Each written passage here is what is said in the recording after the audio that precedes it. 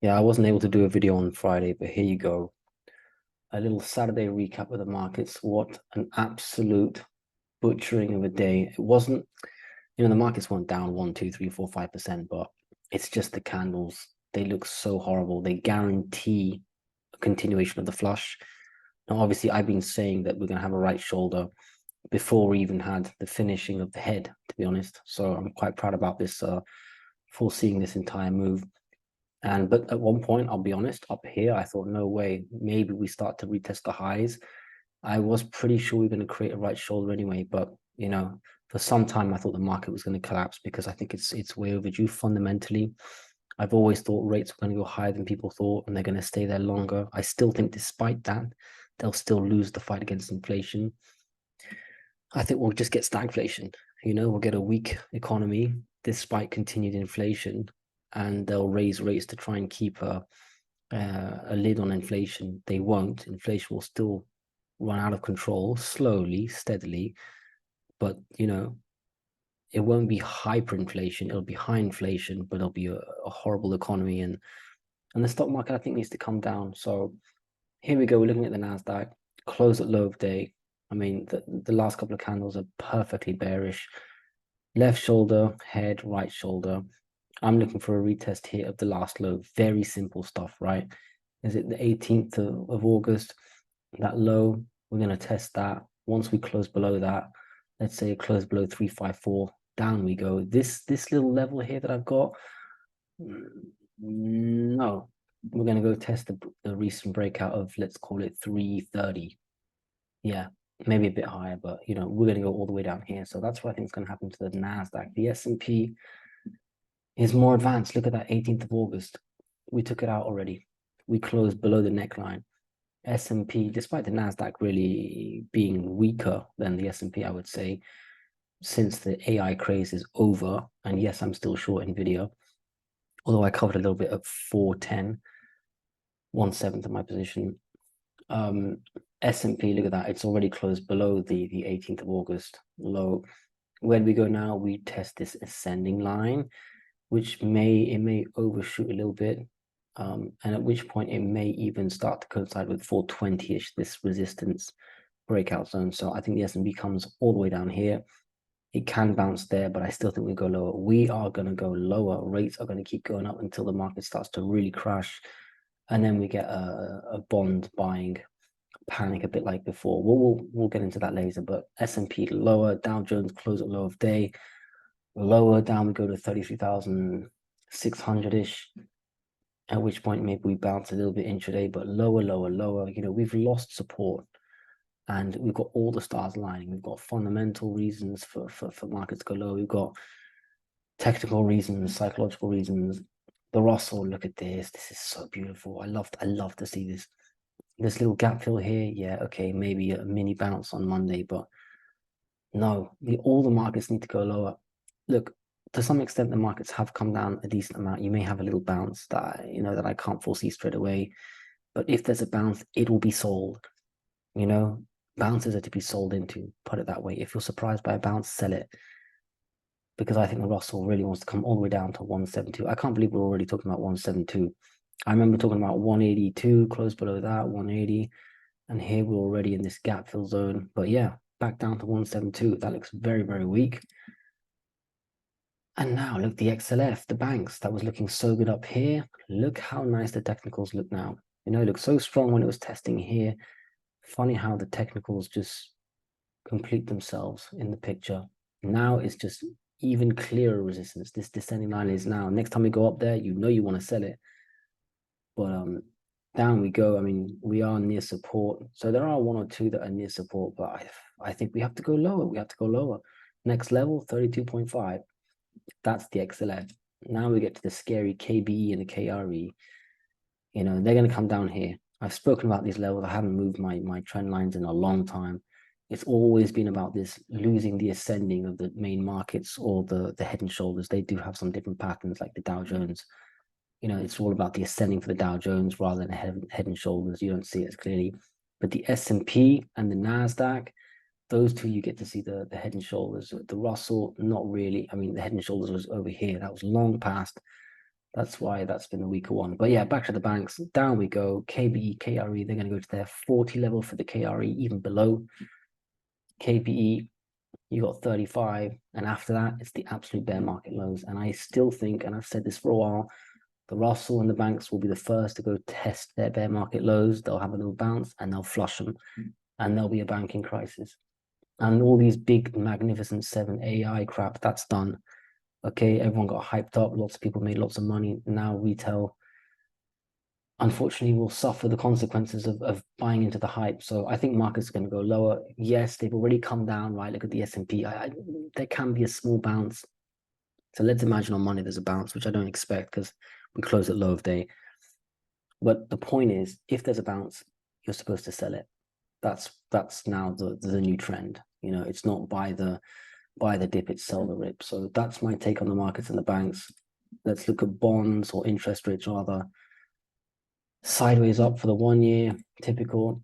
The 2 year, you know, it was a bit red, right, on Friday because maybe people got a bit scared and bought them. Maybe yields just went up a bit too much and it's a retest. Look at this though, the 2 year broke out of the 5.1, which I've been talking about for a long time, retraced and touched it, and now we're trying to curl off 5.1. So prior resistance becoming a support. So watch out, yields could curl and start to break out even more. And I tell you what, if yields start to do that next week, if they start to, you know, imagine you have the 2 year hitting 5.2 and rising, it is impossible for the markets to be green on a day like that.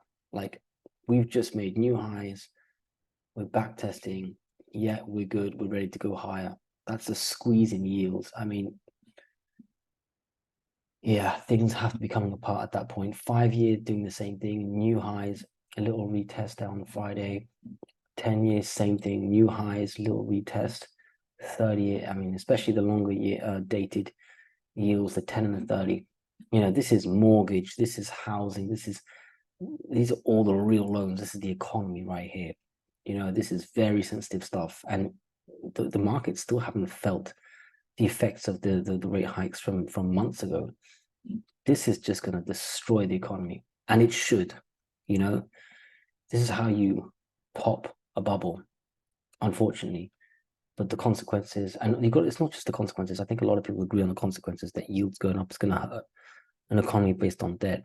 But then it's predicting the reaction of the federal government, the Federal Reserve, you know, depending on how bad the situation is. And I think everyone's positioned for rates going lower and some QE, but I don't know. I don't know, because if they do that, they lose inflation. And if you lose inflation, you start to get high inflation. And I don't want to say hyperinflation, but that's how a civilization ends. So maybe they're just going to say, look, let's just deal with the. I don't know. I don't want to get into it too much, but people just saying they're going to cut rates. I've always thought that that's not going to be that easy to do.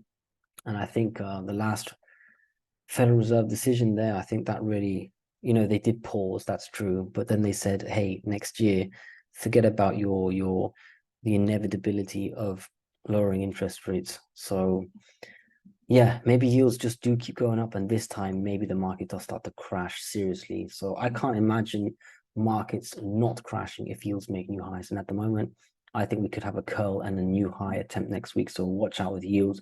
There's a little drop on Friday, but otherwise the trend is squeezing up. I won't look at European yields. I think it's just I'm just going to stick to America for today. Let's look at the dollar. Very, very interesting stuff. So the dollar pretty much going up with yields, right? This trend over here, higher highs, higher lows. Look at this steep ascending incline for the DXY. That trend is not broken. You know, just respect the chart, even though fundamentally what you think should happen is the dollar going down, and maybe, but ever since a couple of these candles here on the retrace, it was, for me, it was obvious that this wasn't your basic retest of the, you know, retest price support becomes resistance. It was really this candle here, the 27th of July. That was the one where I thought, okay, no, you know, it's a decent bounce, but it wants to go higher. And then you saw a couple more candles like that, just this sort of huge hammer on a day where it should have flopped. And since then, honestly, you just have to respect the higher highs, higher lows, and this steep incline that has not been breached. So for me, Now we're retesting the 105.8. Look at this, just perfect. I kept on mentioning the same numbers, 105.8-ish. This zone is completely there. Yes, it's resistance, but so far, really strong close. You know, once you close above 106, up we go to 107. Until we close below this ascending, I don't see why that trend doesn't continue. Let's look at commodities. So let's start off with copper. Now, copper, you know, with the dollar going up and the market going down, it's pretty hard to ask copper to do to climb. I mean, copper has to go down with the markets generally, and when the dollar goes up, you know, the metals go down anyway. So we've had dollar up, markets down, so copper goes down. We can see it's found support here at 3.63, the last low, so that was nice. But look at that rally attempt now on Friday, close at low of day, not the best. Honestly, if the dollar keeps going up, closes above 106, and the market keeps going down with interest rates going up, we're going to have to go all the way down here, 3.55, and then we'll see. So for copper, for me, the future doesn't look amazing. Well, the medium and long-term future, all the way up. But short-term, I think we may have a bit more pressure. Natural gas, one comment, doesn't care too much about the market, so dollar yields markets, doesn't matter too much. It's got its own technicals.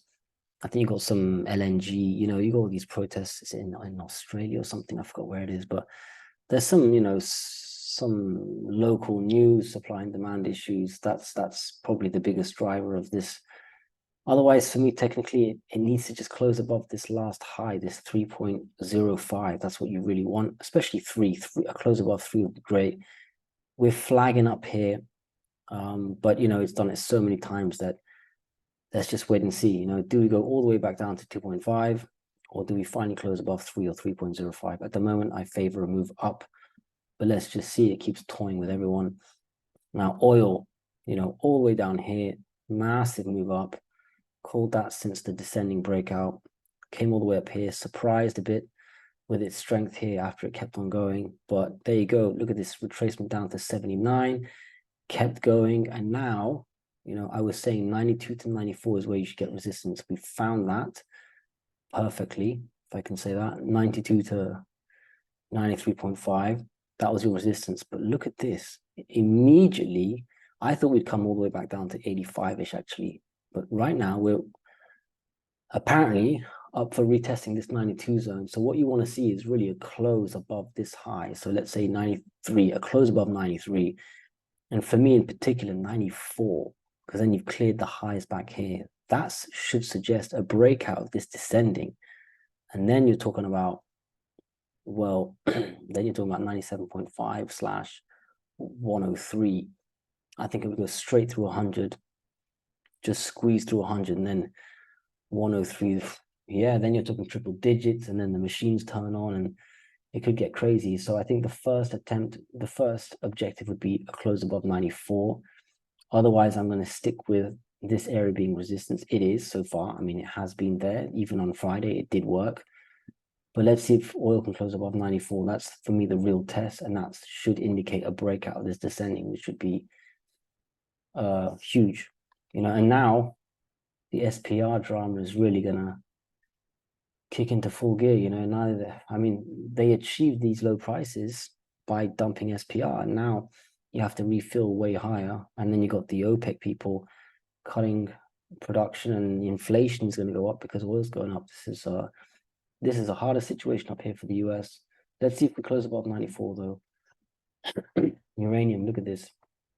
It was pretty tired, comes back down, and then Friday, I don't actually understand why it decided to do this. I mean, we've got a little bit of a gap fill, but this is an aggressive resumption of the uptrend move. This is also the best close that it's had ever since it's been doing this squeeze. So for me, uranium surprised me on Friday, incredibly strong. Next stop really is 28, 28.5. So maybe it wants to complete this squeeze up here before maybe retracing. I still think it deserves a bit of a retracement, but every time I thought uranium should go lower, it's just kept on going without me. So very impressive uranium. I would still look at 28.5 as a proper sell zone. I don't think it's allowed to really go through that and straight to 30, 31. But yeah, very good close, best close so far. Let's look at gold and silver. Start off with gold. So gold, green day, which is okay, given that the DXY, the dollar was up. So gold being up is also pretty impressive. The fact that yields, well, no, the fact that the market was down and gold also was green, that's also quite decent. That's constructive. But we see that quite a lot. We do see the market down and gold sort of acting as a bit of a hedge to the markets, let's say.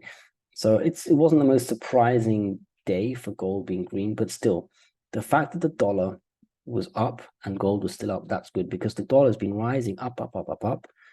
And honestly, gold should be way below 1885, right? If gold and dollar were, or the DXY was acting really inversely, you'd expect gold to be lower, lower, lower, lower, 1860, maybe even 1820 by now, if it was really sensitive to the DXY and perfectly inversely correlated.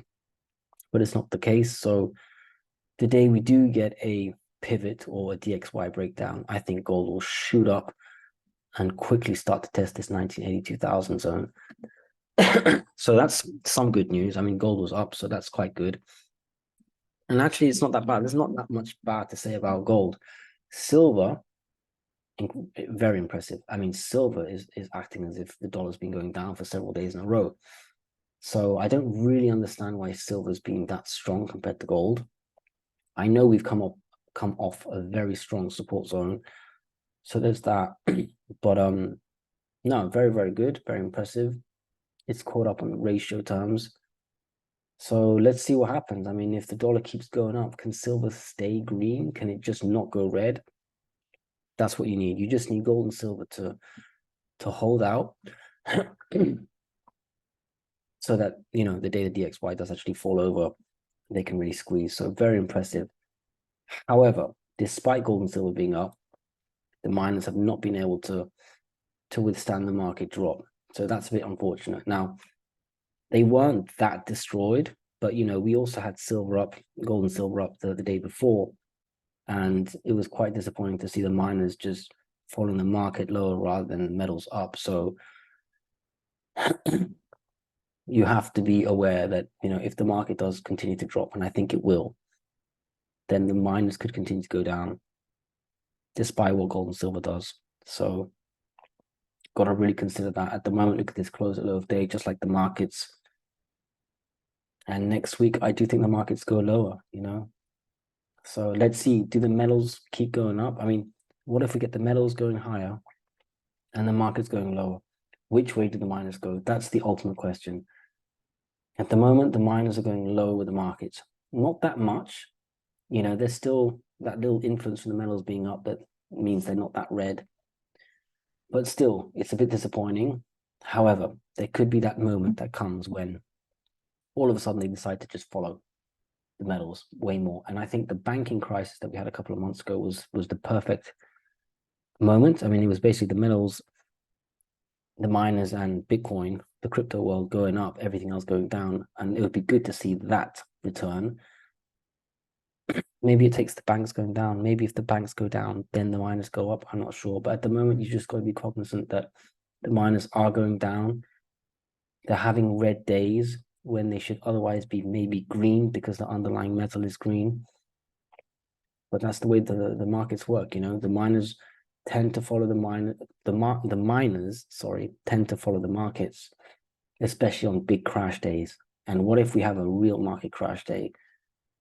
It could really be 50-50. Either the miners are down 5-10%, or they're up 5-10%, following the metals. So at the moment, if I was to draw this, go on, let's draw this simple ascending line. You see what I mean? We're very, very close here. I mean, this is the close at low of day. We're pretty much just on it. So once we take that out, we're going all the way back down to this zone here on the GDX. So you've got to just, I mean, that's what I'm watching basically. This I can delete now. I mean, that's it really. Do we follow the markets down, or do we reverse and start to test finally the nearest upside resistance? That's GDX, GDXJ, same sort of thing. I can't even do an ascending because it's already taken it out. But look at that, close at low of day, just like the markets. I think the markets want to go lower. So GDXJ will probably, I mean, it's just about at support here, 34, but You know, if the markets are crashing, like if the Nasdaq's down 2.5%, and GDX and GDXJ want to follow the markets down, then we're going to easily be at 33 on GDXJ. But what if gold's at 1950, going for 1960, and silver's going for 25? Because the market's going down, which way do the miners go? I don't know. At the moment, they're going lower with the markets, but I find it hard to believe that they're going to have a red day if gold is starting to test 2000 and silver 25, 26. So I just hope that flips. I hope the miners, and hope is a horrible strategy, but I hope the miners, and it's possible, start to go green with the metals, because it needs to happen now. Otherwise, we're going to be testing these lows very quickly, and we could even flush. We have to be aware of that. And that's why you need to start really paying attention to the miners you own. You know, it would be very, very wise to be defensive here. And for me, defensive means owning very, very well-established seniors that don't need to raise cash, that make, you know, very, very profitable with gold going much lower. So you don't want these juniors that they're really cheap, but they're going to get a lot cheaper, and some of them could even have a worse fate awaiting them. So watch out. Even though you may disagree with the markets, you may think, my God, gold is, you know, the miners are such a good buy here. They're not allowed to go low. They can always go much lower than you think. I know this. So heed that warning. Finally, Bitcoin. Wow, Bitcoin, you know, it's had a decent bounce up here, but I think if the market goes lower, then Bitcoin just goes lower with the markets. And remember that the trend now is bearish. You know, we lost this ascending support. We bounced, but every bounce is sold into, this is a bounce from a lower zone. And if we come back down here, it takes 1 or 2 days and this thing can, you know, crash to 20,000, especially if the markets and the banks and the tech stocks start to flush. I mean, this thing is toast. It'd be very hard. The only thing that can save Bitcoin that I can think of is a banking crisis. A banking crisis would also really help gold, silver, and the miners. Okay, that'll do. I'm going to do my portfolio update immediately now. I hope that was useful. But for me, the biggest takeaway for the specifically the miners, actually, you know, which way do they go? They follow the metals, which are green sometimes, but the markets are red, or do they follow the markets? Because I think the market's going to go down. Clearly, I've been thinking that for a while, but now it's becoming a lot more obvious that that's pretty much what's going to happen. So, okay, I'll do my portfolio update now.